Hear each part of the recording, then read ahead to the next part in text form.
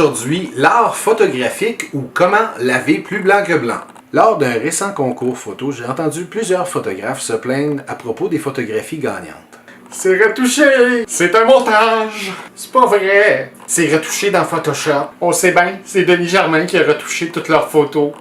Ouais, pis le maître de la photographie, Ansel Adams, devait faire de nombreux tirages avant d'arriver au résultat qu'il désirait. Dans le fond, la photographie, c'est quoi? Pour certains, aucune retouche ne devrait être faite à la photo originale. C'est drôle, tout le monde shoot en RAW. Pour certains, la photographie devrait être la représentation de ce que voit l'œil humain. L'appareil photo n'est pas un œil, mais bel et bien un médium artistique en soi. Vous ne voyez même pas les couleurs de la même façon que votre voisin ou votre partenaire. Pour un homme, c'est rose. Pour une femme, c'est framboise, corail, fuchsia, saumon, rose, rubis, vermillon ou terracotta.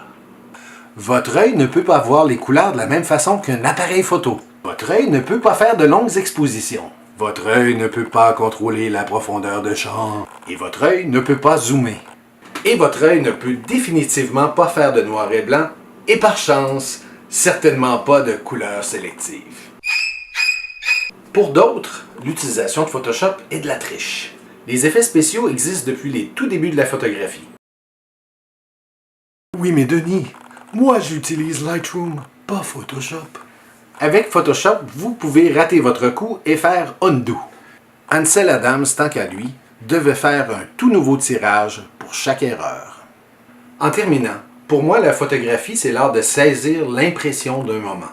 On ne reprochera jamais à un peintre d'avoir triché les couleurs ou les formes ou d'avoir donné une impression comme Monet. Jouer avec la couleur pour donner une impression de chaleur ou choisir une plus longue exposition pour évoquer le mouvement.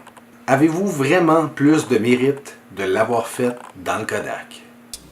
Abonnez-vous à ma chaîne et visitez mon blog pour découvrir toutes les conférences offertes au Club Photo.